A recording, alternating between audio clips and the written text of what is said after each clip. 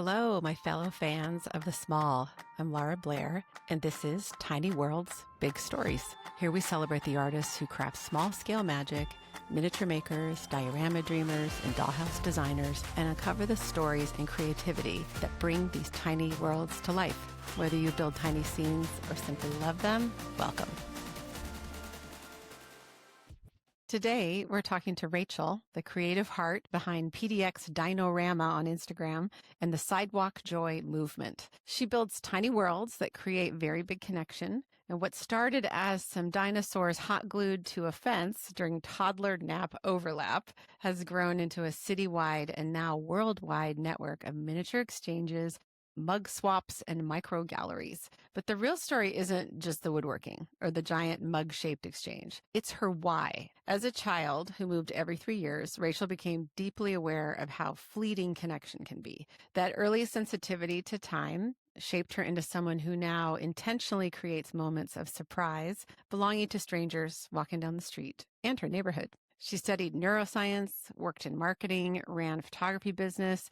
She cosplayed as an adult, as she says, and then motherhood and the pandemic cracked open the part of her that refused to outgrow Whimsy.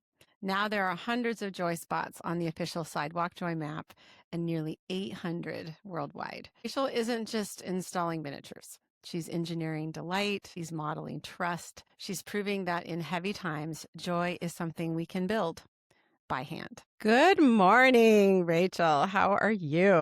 I'm great. Thanks so much for having me. Okay, before we even start, I have to say a few things. If you were going to put some titles on your business card, I would suggest Minister of Joy, Captain of Collective Goodwill, President of the Kind and Fun Fan Club. And I have to admit something to you.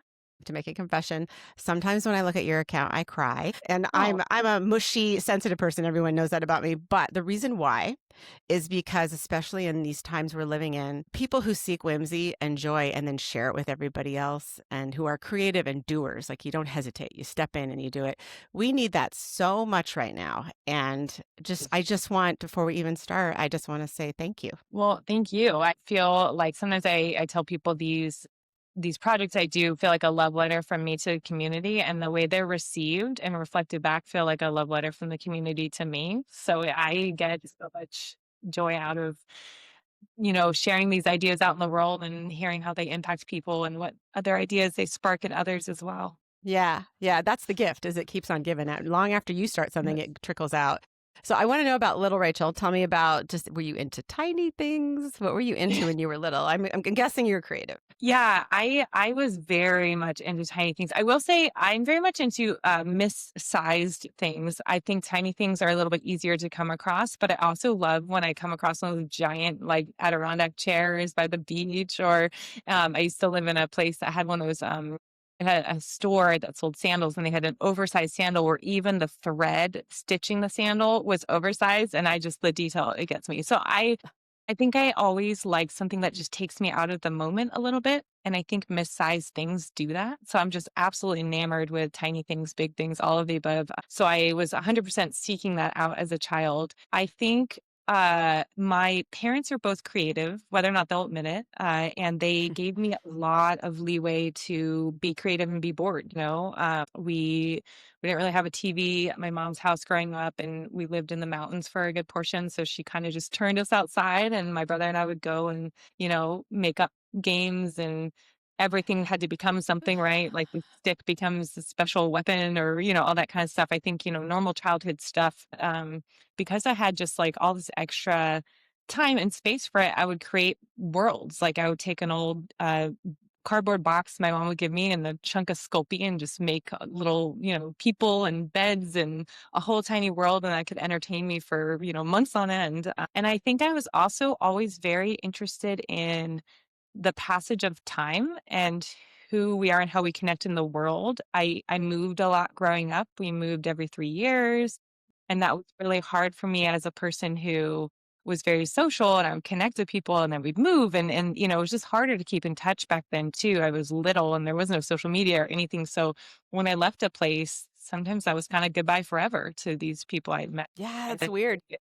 It's bizarre. And so like I think that really shaped me too as somebody who deeply values being connected with community as an adult. And I just also remember being aware of the fleeting nature of life, even as a young kid. Like I would be driving and in the back seat, staring out the window and think, in a few minutes, like this person looking out the window is going to be in the past. This will be past That me. is a huge thoughtful thing for a kid to be playing. That's amazing.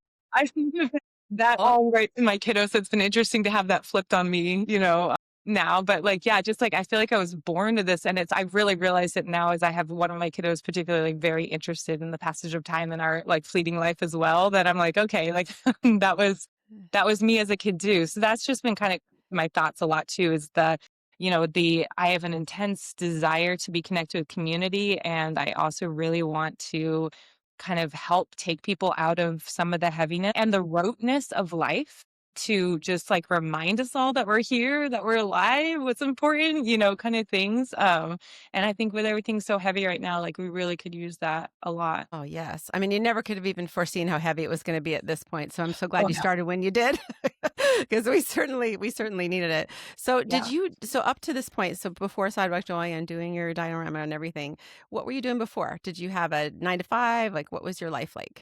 I think I was cosplaying as an adult for a long time. I really felt like I needed to take that part of myself that like I was so drawn to like whimsy and ridiculousness and stuff. And I did feel like society's message was that you outgrow that. And I wanted to fit in. And so I feel like my life became a bit more like gray and drab. And I thought I was doing the right thing for a long time. I was working in marketing for various small businesses. And I did enjoy like something that I'm good at is when I get excited about something, I like telling people about that thing. So marketing kind of fit, but I didn't go to school for marketing. I actually went to school for neuroscience. And so it's been a very circuitous route for me, going from, I was researching and publishing papers in neuroscience. And then I was really burnt out on that. And I opened my own photography business for a couple of years, and that went well, but I was so lonely. I was meeting all people the time, but it's almost like everyone's your boss when you're a small business like that. And so then I started seeing having like coworkers, and I started working for local nonprofits, including here in Portland. I worked for the farmers market, the children's museum, and then the pandemic hit. And so I at the time had two kids under two. One of them was very Oh little, my. just weeks old. And so we had to make the decision of, who's going to be with the kids, who's going to be working. And it just made more sense for me to be with the kids. So ever since then, ever since the pandemic, I had basically cobbled together, side jobs. I get hired for like a photography gig here and there, 6-month contract to do marketing for a small business, or I made websites for businesses for a bit. So it's just been a real hodgepodge, but it has given me a You lot. are very right brain and left brain, yeah? I mean, neuroscience, for Pete's sake. I mean, and I'm finding that a lot of the people I'm interviewing who have the most success and really just take off with what their vision is have both. Not that right brain people can't, because I'm right brain completely, but I feel like that's such a gift to have both sides and to know how to juggle it too. As a mom, like that's a huge thing. So did you feel like when you were newly into motherhood that creativity was really kind of a lifeline for you? It was important? Yes, and I also felt like I had no bandwidth for it. I kind of would tell my husband and my therapist, I was like, I feel a little bit like I've been, that cartoon of someone buried up to their neck in the sand and coated in honey, because I'm just like, I'm buzzing with ideas. I have so many ideas of this would be fun and that would be fun. And I'm also like trapped under a kidnapping on me, and I'm at the same time, the same part of me that's like understands the fleeting nature of life was like, but my little kid will only be little for so long, and I'm trying to soak up these moments. But also, I have all these ideas of things I want. I totally identify with that. Gosh, do I ever. That's a really hard thing as a mom because you're on all the time. And I remember staying up super late, just being Yep. late, working on stuff, and then being exhausted the next day. But somehow it was worth it. Totally. Yeah. Sorry, my dog she's on That's guard okay. mode. She's the Yeah. neighborhood watch.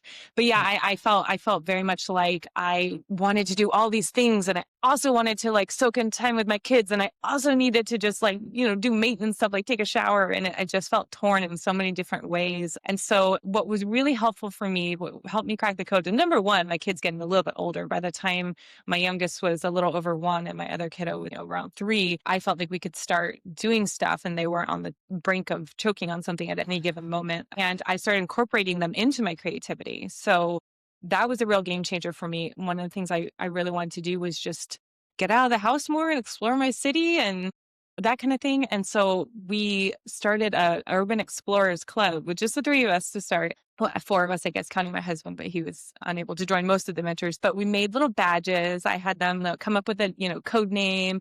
And we had backpacks with, magnifying glasses and binoculars and just started getting outside and Mm. exploring Portland. And that was something that I had really wanted to do, just like understand where I lived more. We hadn't had much time to explore Portland prior. We had moved here and immediately got a dog, and she had health issues. And then I got pregnant, and it just felt like I just felt like a stranger in my own town. And then, not to mention the pandemic, where everyone's not really Right. socializing. So, I incorporating them into like some of my interests was a big thing. And when I came across Sidewalk Joy spots around town, which weren't called Sidewalk Joy spots at the time, and I wanted to make one of my own, I tried to make one that they would be interested in and could have some input with so they could help create it with me. And that was just a real game changer. Yeah. So tell me about, so I know that the 79th Avenue diorama, was that kind of an impetus? Was that the one that sort of got you going to go for it and make your structure and put it in the yard? Yeah, they were a huge influence. I actually, it's so cute. I used to live over right around the corner from them, and we would leave our house each day with the kids and just go for a walk. This is prior to kind of starting the adventure club and going elsewhere in town. So each day I'm walking back and forth in front of this guy's house, Ryan, and he's working at home, and he sees me and the kids, and they're just like, "Look, a rock, look, a bug," and I'm just following behind, trailing. And he said I looked a little bored, and he's like, he thought, what if I put something out there that would be kind of fun for those kids to find? So he installed that, and I didn't know it was for me and my kids. I mean, Uh, we one day we went by and there's the structure, and I mean, we were freaking out because we'd seen little free libraries before, and they're awesome, and they're all over Portland, and I love them, but we just hadn't seen something quite like that before. And I found out like a year later, he was like, "Yeah, I made it for you and your kids because you guys are walking by all the oh, time." And he didn't even like tell us that. He just changed out the installation like monthly, and how it's cool is expected Ryan? Oh notification. my He's God. he's the best. And so then when we started the club, something didn't click for me right away though. At that point, like we were living in a house that was on a busy street, and it just didn't click for me that we could have something like this. But when we started our adventure club and came across like Morrison Street Mini Gallery and Sidewalk Ducks, suddenly I was like, whoa, wait, this is a thing. I can do this too. I want someone to be so stoked when they come around the corner and see our spot. And I did reach out to Ryan and tell him I was making something, and he gave me materials. So he like absolutely helped me get going with everything. And so, yeah, absolutely influential and instrumental in getting our display started. I would imagine that it really took off right away. Like people were thrilled in your neighborhood where people walking by and your cute little dog in the window always kind of keeping watch over everybody. But was it a huge success from the get-go? Yeah, although I will say I tell the story to anyone who's thinking about getting started and or worried about vandalism, because the first thing I did was sidewalk ducks is pretty low. What's the word? That's not they just have a sign and people exchange ducks. It doesn't take a lot of effort to get it going in a way. And so the first thing I did was just knowing I didn't have much time. I only have like a 30-minute overlap with their naps and things like that. I just took one board, a fence board, extra fence board, and I laid it horizontal in a corner of our fence. And then hot glued some dinos doing stuff on it. And that was the original one.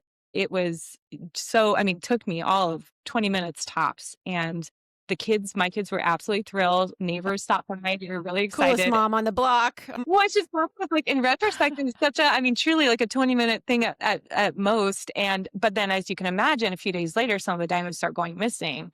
Yeah. And I don't know if it's a squirrel knocking them over or a kid who thought they were for the taking or somebody who didn't like it, or I have no idea. But at first I thought, oh, this like kind of hurts my heart that it's dismantled. Like maybe I don't have the heart for this. Like if this is hurting my feelings, like I Mm. probably can't manage this kind of thing. But then, one of the things I had been working on in therapy is my therapist had asked me like what I wanted to gain out of my time with him. And I was like, I kind of want to get back to the person I was in high school, because I feel like I was really trusting and hopeful and like believed the best in people and like was, connected with people. And so when I was telling him about this, he's like, well, what do you feel like is the next step? And I said, I think my urge is to kind of close up, in a Okay. way from this. And I my urge is to close up after something like this happens, but what I really want to do is like open up more and try again and trust more. And you can be smart about it too. So I made another iteration and then another, and the next, after by the third one, I put plexiglass on it, and then I've had relatively few issues since then. So it's just kind of like I had to be planning for maybe like a toddler proofing it, like what can I, if I don't want it to go missing, then like make that really clear with, putting it behind plexiglass. And then once it was behind plexiglass, I kind of missed that people could interact with it. So that's when I made the Dino Exchange and, added to it and so on. And so I try to tell that story both because, something might happen to it. But there's like things that you can do. And I'm so, so, so grateful that I kept going instead of just decided, what, if a couple of these went missing, then I'm just going to close up shop. I'm so glad that I continued on. And then I'm also, it was much easier for me to iterate on something that was out in the world that already had started to bring joy than to try to wait for it to be perfect to get going. Cause I think that for me, Yeah, that's a that's tendency great of advice. like, it's not perfect. I'm gonna, keep working on it. But it's like people aren't looking for the imperfections. They're just looking for something. It's the truth. Well, that whimsy is enough. Have you ever stood and watched and seen a really funny reaction? Has there ever been a reaction where you were just so delighted? Yeah, yeah. I mean, a lot, all the time. Actually, it's really fun. We have our house is situated with a lot of windows facing the displays, and so we get a real kick out of people coming by. I love when someone's like on the phone, just like not really paying attention. Then it can go, "Oh my God, what is this?" And they're describing it loudly on the phone. They're like, "It's like a little library, but for mugs," And it's just like I kind of love seeing that like first reaction of somebody as they see it. But another one I always get a chuckle at is I was working in the garden and I was kind of like, I overheard a neighborhood kid coming with someone else and they were telling the other kid, yeah, we're just going to stop at the Dino Exchange on the way. And the other child said, what's a Dino Exchange? And they're like, you don't have a Dino Exchange? There was this like, like, I grew up with this. How do you not know what this is? Like, of Oh, course. it's a pride thing. I Totally. know. And I felt like the first kiddo, the neighborhood kiddo, just grows up thinking it's so normal to have your neighbors put out Yeah. stuff that is Yes. entertaining that you can interact Well, with. as it should be. As it should be. If you think about it, how much joy I that really, brings, yeah, I think that's worth it. Totally. So you totally. mentioned the mugs, and I want you to talk about kind of how you shifted. And I know I mean, on your Instagram, you've got the Sidewalk Joy, and we'll talk about that as well, all over the place. But yours is really evolved, Yeah. and you teach people how to make these things. So talk about your mug exchange. It's so cool. I was realizing, my kids, when I get home from anywhere with them, they would run to the Dino Exchange and see what was there and, want to trade for stuff and everything. And it was really exciting. And then I thought, I kind of wish there's something that I would want to come be really excited to check and trade for, like dinos are fun, but like I'm not that like into dinos necessarily. There's definitely more because kids were. And so I was like, what do I like? What do I always stop for when I see or like kind of perusing for and things like that? And those mugs, like I love a good mug. I like the silly ones with the phrases. I like I have a couple of friends who are potters who are making very elaborate ones. And yeah, I just thought like, what if there was a mug exchange? That's the one I would like. The kids went to the Dino Exchange to check in and I went to the mug exchange. So I wanted to do that, a mug exchange, but I thought it'd be kind of an extra dose of whimsy if it was actually shaped like a big giant mug. And I was now a little bit more confident in my woodworking skills at that point. And so it was one of those ideas where like I had it and then I had the mug exchange built within like 45 minutes. And then I painted it that night and put it out the next day.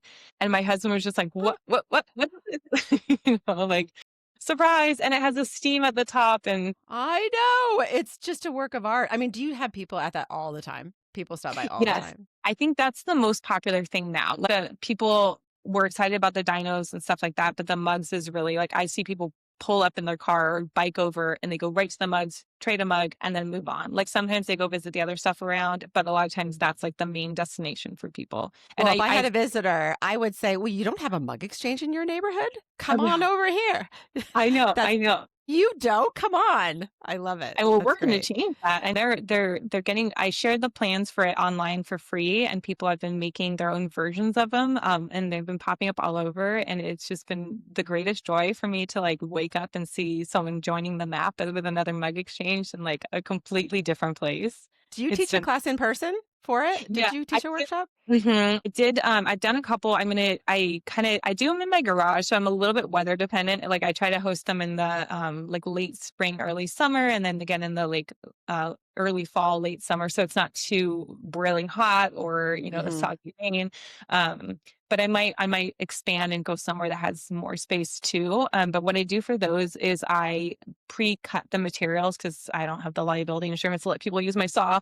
But then we walk like, I explain how I did this, that, and the other, and give them the pieces, and then they can learn how to assemble them and put them together, which, I underestimated before. I am self-taught and I just kind of get my ADHD zone and don't realize how much time has passed. And so I had a class that I had 3 classes in the same day. And by the end of the day, the first class was still there 6 hours later working with all the other people who would come for the other classes. And my whole garage was filled with like, I don't know, like 9 or 10 people all just working on different projects. And it was just so fun. But I need to allow. How did you go from that? So let's talk about Sidewalk Joy and how that started and kind of the mission. I know you guys probably have a mission, statement for it. Just yeah, how that got going because it really took off quickly. Yeah, yeah. I made an Instagram for the original Dinorama, the dinos doing stuff. And then I would just kind of hang around by the window, and when people came by, me and my kids would kind of tumble out and be like, "Oh,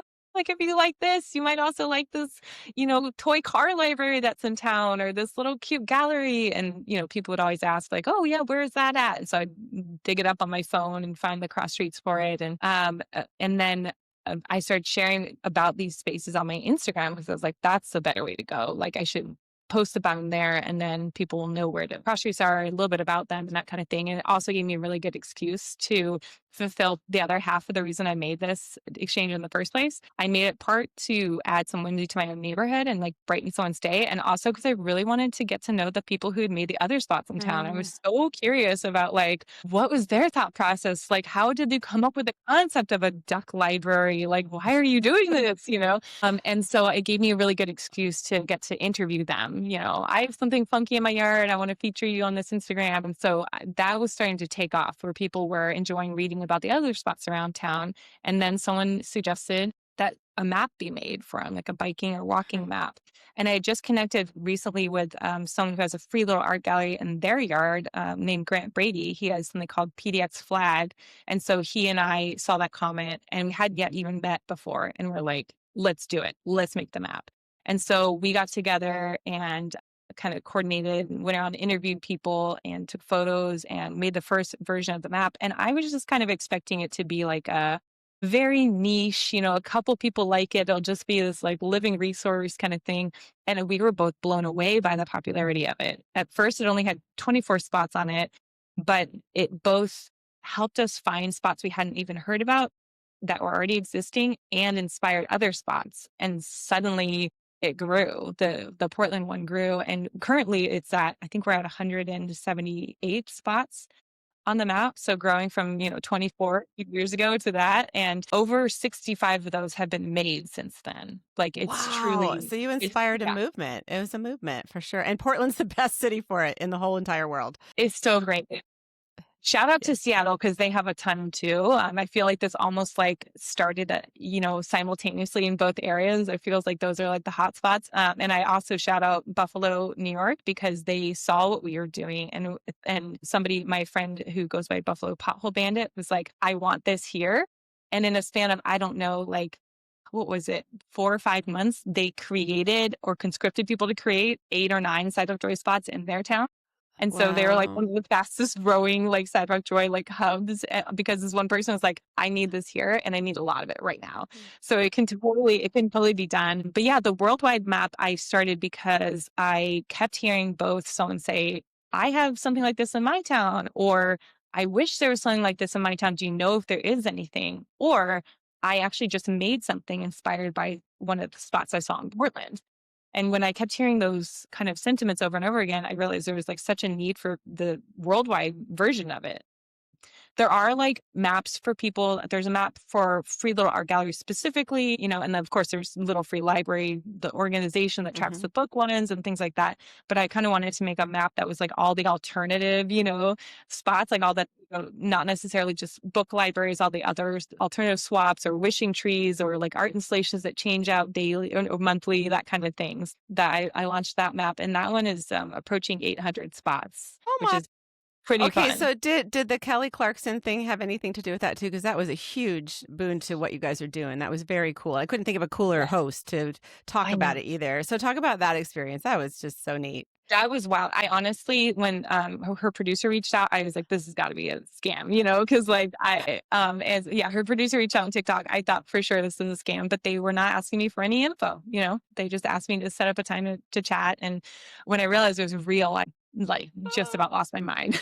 It was so exciting, and it was really fast too. I think they reached out to me on a Monday or something like that, and it was Wednesday morning. It was like 2 days later, essentially, I'm on the show TV's talking. fast. They get it It done. They was want to really turn and fast. burn.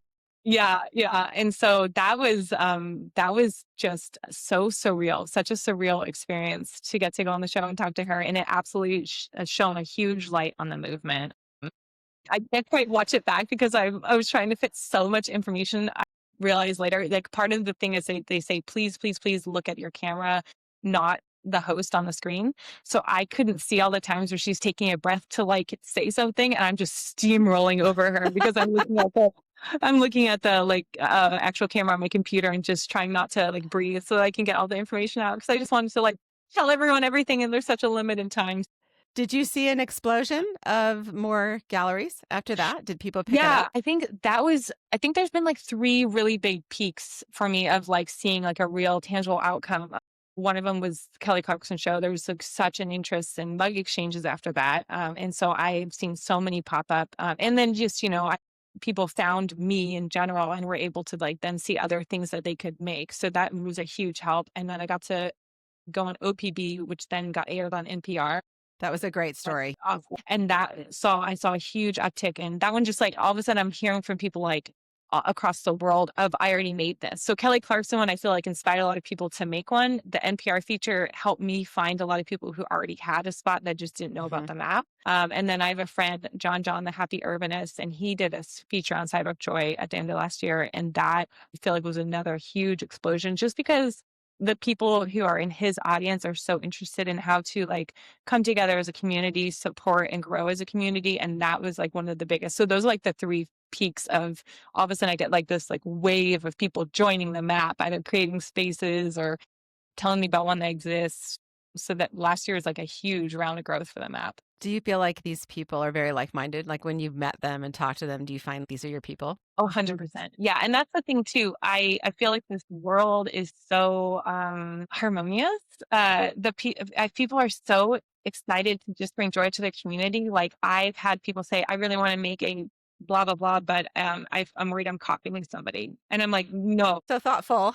girl, not. Don't worry about that in this community. Like, this is the community where people are like, let me tell you how I made that. There's not this like gatekeepy vibe to it. The miniature community is a lot like that too, like dioramas and dollhouses. And yeah, no, definitely. I've seen that. That's why I want to do this podcast. It's like the best people on the planet. They're just so kind and so helpful. And they get excited about these random things. And there are things that make you happy. But like you said, Yeah. it's not the gray life that a lot of us tend to lead when we leave college and everything. It's more looking for the magic. These people look for Yeah, magic. exactly. Exactly. Yeah. I do feel like that. It's just like people are with such a shared goal. And I know people have different experiences in life and different opinions and stuff like that, but this doesn't feel like it feels like I said, it feels like a very harmonious community. Can't be against joy. You can't, Yeah. you can't just say I'm not for joy. So speaking of the anti-joy, when you do see something like, or somebody is vandalized or whatever, does that happen very often? Or like, do people just fix it right away? Like kind of what you were saying, I'm just going to keep plugging along. Yeah. I mean, I would say it absolutely does happen. So, and I don't think many people who make a spot like this think it never could happen to them. It's like, there's like a little bit of but I'm doing it anyway attitude, which I just so admire. But I will say it happens a lot less than people think. I think just like any kind of bad news, we hear about it when it does happen because it is too bad. So it's not maybe like you're following some account that has this, that, the other, and you just don't see their post and then they get vandalized, and that's what kind of gets served out in the algorithm. So it can feel a little bit like, oh, this keeps happening. This box gets emptied. This one got trashed. This is, because we hear about these things, but it does not happen as often as you think. I mean, given that there are, over 700, almost 800 of these spots on the map currently, God knows how many there actually are in the world that I haven't yet gotten on the map, and over 170 something here in Portland alone. And think about all the people passing by these every single day who are either not interacting or like interacting positively with them. It's like day in and day out, these spaces are generally like respected and cared for and doing great. Definitely stuff can sometimes happen, but yeah, it's not as often as people would think. Have you ever wanted to go to other countries and see these? I have I have a bit of a dream of making like a kind of like coffee table book of Sidewalk Joy where I got, or someone can, fly me around and I can go visit.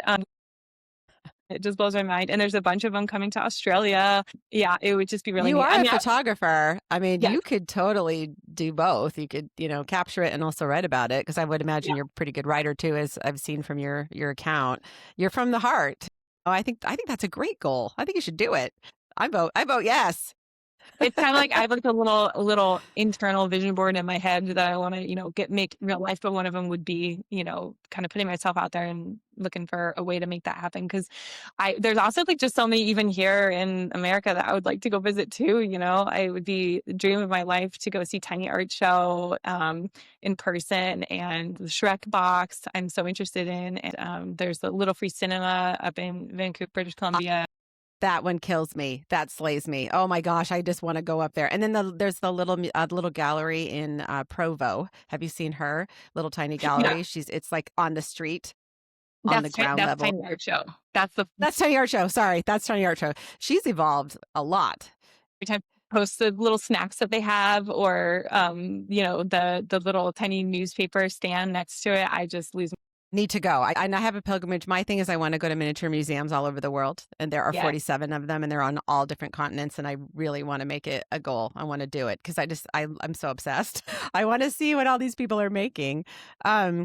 So what's your favorite kind of interaction online, from your account, or it's mostly Instagram, right? But you're on TikTok as well. Like, what's kind of an interaction that just kind of gets you, I mean, I always love hearing when people take the time to tell me, like, I was having this kind of day, or I'm going through this kind of thing in my life, and then I came across this and it turned it around. I mean, that always gets me. Those will make me cry when I get those messages. And I feel like that happens probably more than most people realize when they put these faces out there, that they really are changing people's days and they may not even realize it. So I really appreciate when someone takes the time to let me know.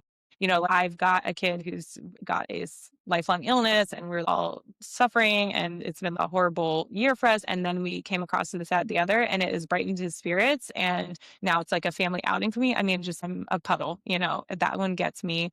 I also really, when people say, I want to make a space, can I like talk with you about some ideas? I think people sometimes think that it's hard to reach me, or I can't have this you're so reachable. Oh my gosh. Yeah, you really are. I love just being like, oh, like, what are you into? Like, what's around your neighborhood? What have you seen that makes you so happy? What are your building skills? And I offer advice. I really like getting to do that. I always go to your house and help you build something, but I love feeling like I'm your buddy. When people send me progress pics of what they're making, and they're like, okay, I had to, switch this, but this is where it's at. I feel like I get to kind of be a little bit part of people's lives, and that brings me immeasurable joy. So you're doing a lot of creation, because social media, as we all know, as creatives, is sometimes a full-time job. How do you, and your mom, how do you balance the creation part? And you have a million ideas, and I can see that in your eyes. You just like want to do the next thing, which is so cool. And then being part of a family, and then also maintaining all this other stuff, because now that like you're the keeper of the whimsy, so to speak, you want to keep it going, and it sounds like you enjoy it as well. How do you balance it all? First off, I feel like people, when they say, like, how do you balance out? I let some things go. I just my house is messy, and like, I don't shower as much as I should. And I don't do things that I think people like normal functioning adults would. I just like let some stuff go. And I feel like I'll get back to that. Like I have these visions of my house being tidy and being organized in this way and like cooking more of the meals or this, that, and the other. And I just like right now, I feel really like my two zones are my family and this right now. And then whatever, side gig I'm trying to juggle too. And it helps that I don't currently have, well, no, I do have like two side gigs right now, but they're not taking much of my time. Um, but I think like that really helps so much. If I was, doing something where I'm like, I'm full time, 40 hours a week at a job, I know I would these would definitely suffer. And I would have to make a lot more hard choices about how I spent my time. So it does help that I have less of the side gigs now than I sometimes do. And then I do try to pull my kids into it. I like making dioramas for various things, including I have a diorama in my yard, and I involve my kids in it if they like.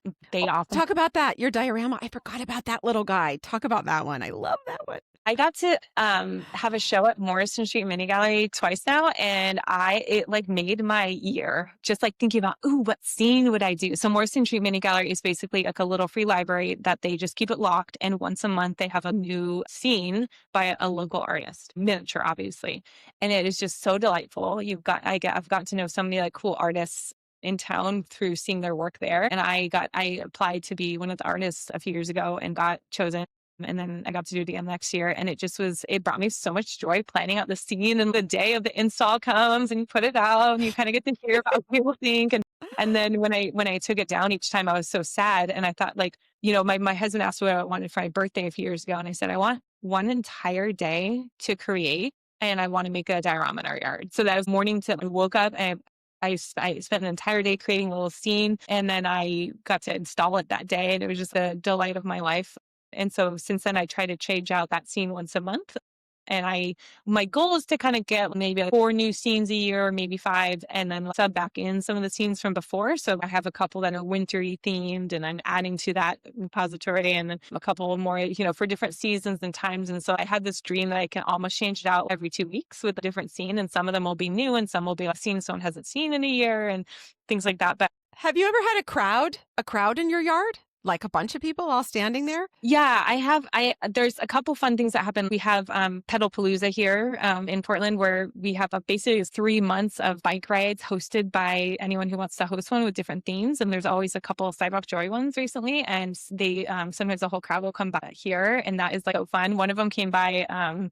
It was dusk, so it's like us getting dark, and of all these bikers, I was expecting maybe a crowd of, I don't know, 10, 15 people, but it ended up being 45 bikes and lights, and they were playing music, and they all just like pull up and they filled the whole street. And then we had an AARP walking tour come by one time, and again, it was a group of like 60 or 70 people. It was a lot, and they had a megaphone, and I got to talk into a microphone and give a little impromptu speech. And sometimes there's stuff like that, and I stand there like, what is life? What is life? This is so cool. So good. Are your neighbors on board? Are your neighbors cool about everything? Yeah, I've never had a complaint from a neighbor. I have a lot of neighbors who tell me that they see me working, and they're like, "Ooh, what you doing?" And they kind of come out to see what I'm updating, what I'm changing, kind of thing, and told me it feels like they're watching a sitcom with all the people who come by. They see the regulars who come by. They see new people pull up.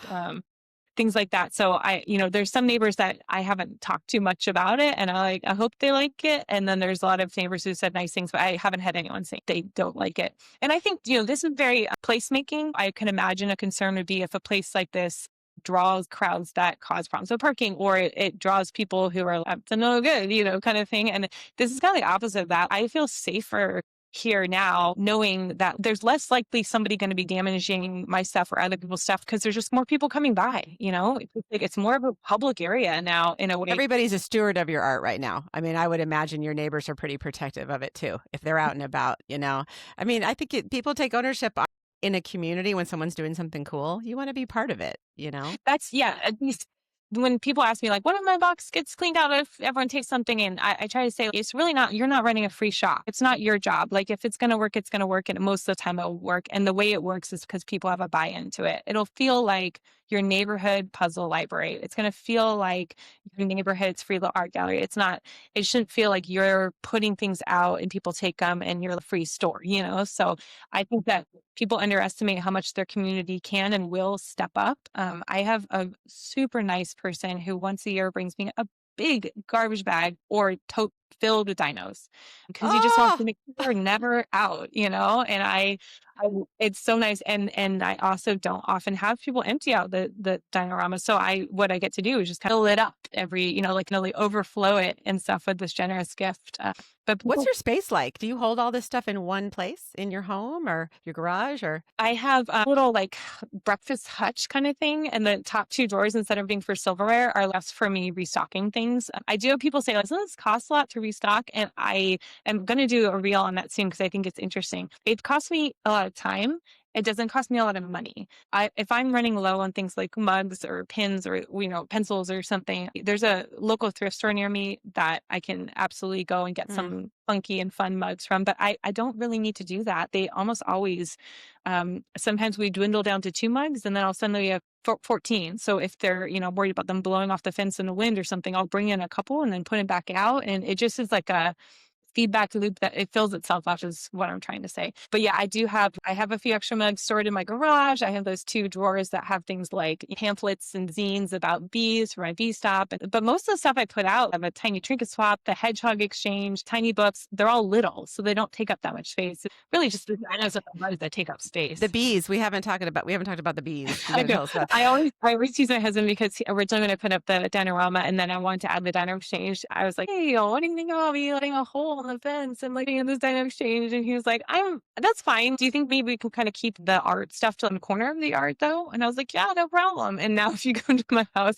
we're on a corner lot and we have installations and they're spanning the whole. And I even painted our alleyway fence, and I kind of didn't really stick to our original agreement of keeping it to a corner of the yard. Did he know he was marrying the captain of joy? Was he aware of that so many years ago? I don't know. I don't think he knew quite what he was in for because I do feel like I was kind of cosplaying as an adult when he met me, but he could see me. He could see me inside here, and the stuff that I would make him pop up, fold out notes, and leave them on his office door because we met in grad school and stuff like that. So I mean, I was doing creative stuff when he met me, and then Mhm. I don't think he anticipated any of this per se, but he often says, I tease him, "What if something happened to me? Like, what would you do?" And he's like, "Then I would become the new steward of Sidewalk Joy." And he says, "I probably have to paint the house rainbow because I still do want the kids to have this community." And, he's He fine gets letting me it. take charge on this, but he's kind of said as much that he recognizes the value of it at the end of Oh, the that's so day. great. So, but yeah, I mean, I have 12 installs, including the B one, which you were referencing, which is, So the bees, yeah. What is that one? Tell what that one looks like if they haven't seen. They'll have to go on your account and look at it because it's pretty spectacular. Yeah, I wanted to have like an information stop for people who are interested in learning more about bees. And I wanted it to also be a test case for a Sedgwick door spot that didn't have to be installed in the ground because a lot of people are renting or kind of intimidated by digging like a big hole that's permanent. So I installed it's a little 2 shelf box on a post that's set in cement inside of like a big oversized flower pot. You can trade bee related stuff, like we have bee like or trinkets or keychains come through. Some is bee stuffies or things like that, books.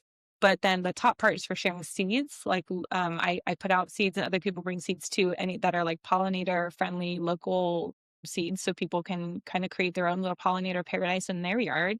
And then there's information about bees as well. What are our local bees so people can identify them? I printed out a little, I'm going to say wrong, Xerces Society zine that they put out.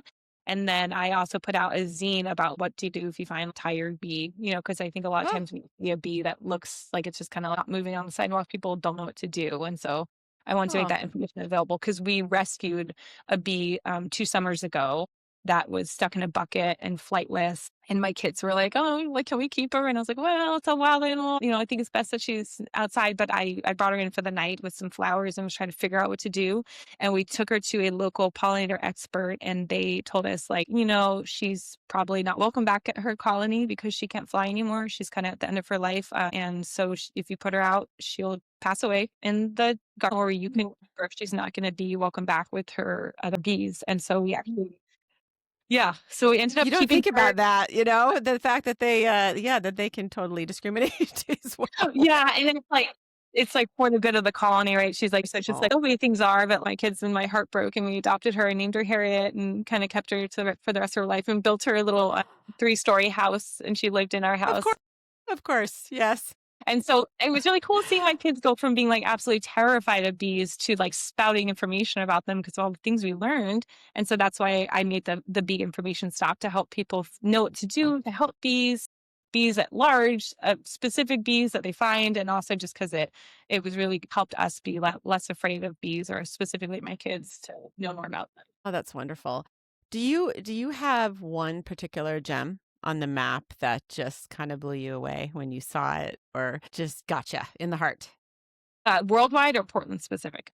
You could do worldwide. It's so hard. I can't. It's like picking a favorite child. I mean, Honey Art Show, I is one I'm so interested to see, because I feel like talk about community hub, and they grew into this. I love the thought of that they took this unused space between shops and they made something there. I mean, when you think about you opening a shop, you need this capital and this time investment, and you got, all this stuff.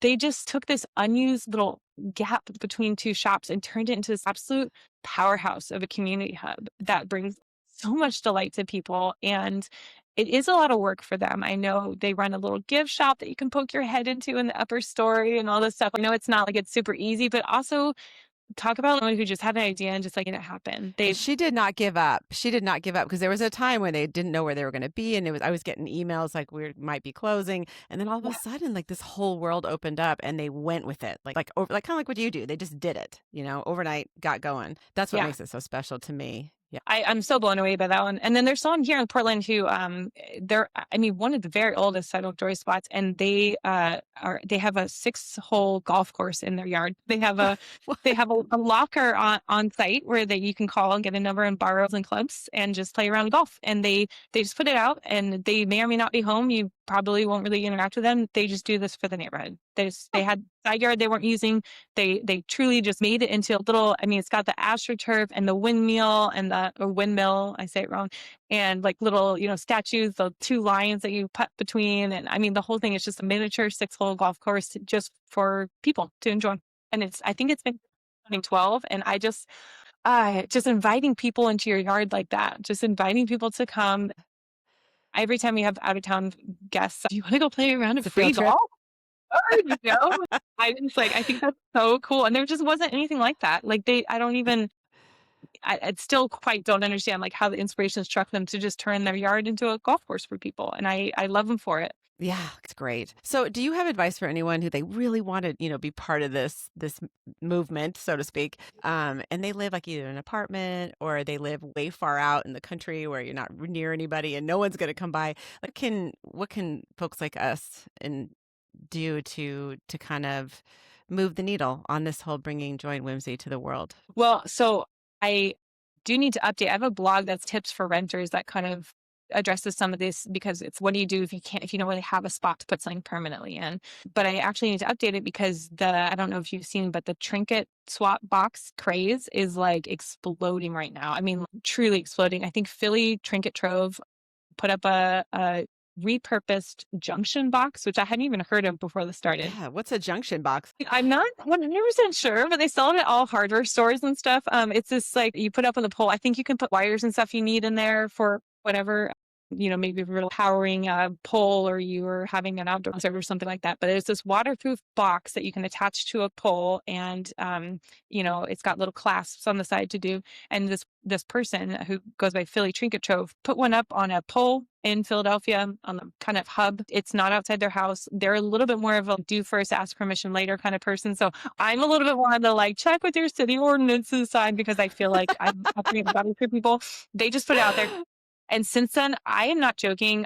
I'm pretty sure that the count of boxes since they put theirs up in, I believe, August or September, there's now 35 to 40 of them out in the world. I Wow. I got 3 coming to like said California as of yesterday. I got 3 that are, we're putting one up in Merced. And I'm like, oh my God, each city, each sub is getting one. It feels like they're everywhere now. Then there was one that got put up in Phoenix that was inspired by Philly. And that one in turn inspired a bunch of other people.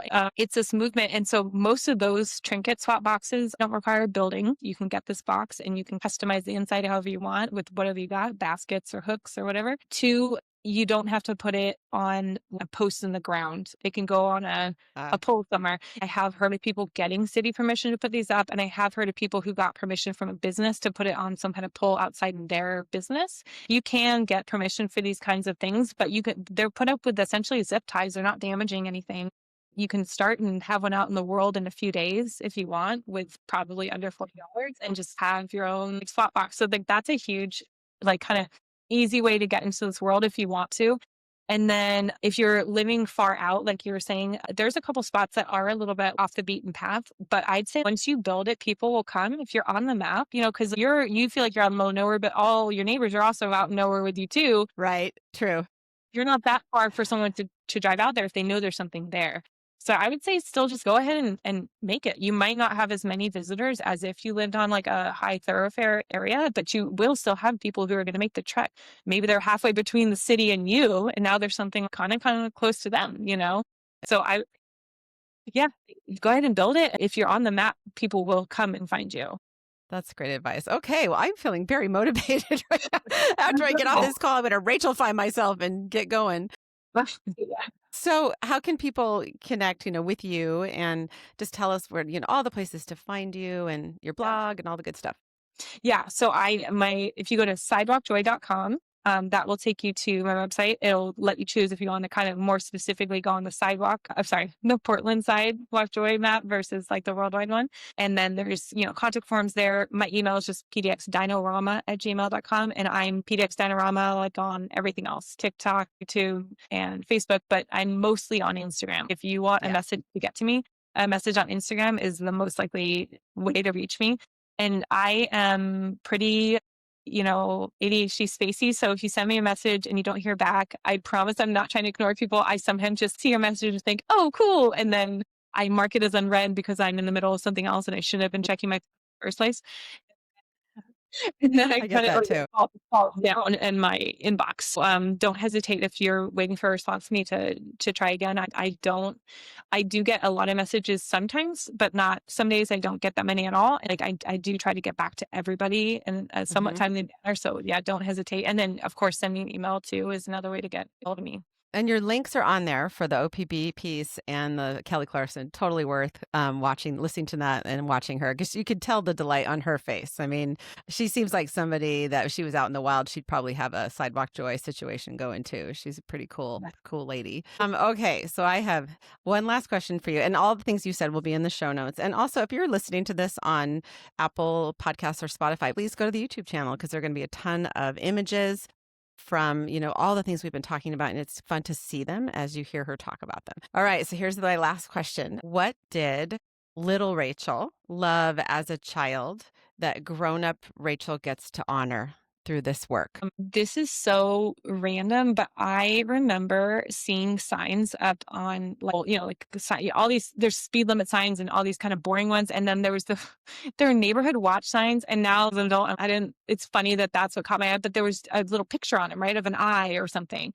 And I remember thinking, like, when I'm a grown up, I can make something. I can draw on things. I can put things out. It doesn't have to just be like words and numbers. It can be a little bit more interesting. Maybe I can be someone who can design like a sign that goes up like that and has picture.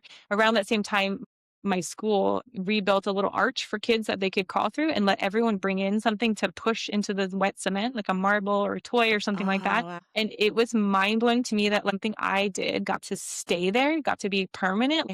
I had an impact on the environment around me. I just remember those kind of pieces really standing out to me. I hope when I grow up, I can do more like this. So I can add something into my environment. And so now as an adult, when I'm making these spaces, a lot of people say, I don't have kids. Can I still come by? This is for kids at heart. This is for any age. If you like little things or you want to adopt this little, hedgie and from this hidden fence post cat thing, or take a mug, this is for anyone who wants that kind of environment where you feel welcome and your child like Whimsy is welcomed, So yeah, I'd say little me would be so thrilled that I was being able to add things somewhat permanently to the environment to bring happiness and joy to other people and help kind of just remind them of that they're alive and we're all here together. Yeah. Yeah. Again, thank you. Thank you for bringing the joy to all of us. And I think you took your sense of time, your existential thoughts in the back of the car as you're driving as a little kid, and your love of just whimsy and joy, and you put the two of them together for the rest of us. So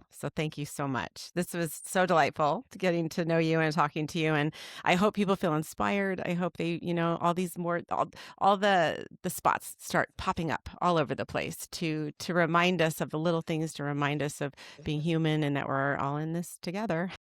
Yeah. Thank Thank you you so much. so much, Rachel. Yeah, you take care. I can't wait to follow along. All right. Thanks so much for Bye. having me. Bye.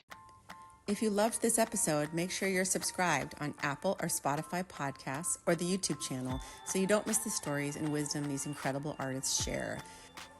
I'd love to see you inside my newsletter, Small by Design.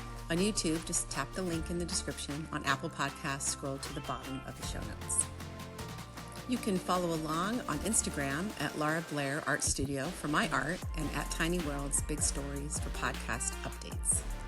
If you're feeling generous, a 5-star rating helps other miniature fans find the show. Thank you so much for being here, and I'll see you next time in another tiny world with a big story.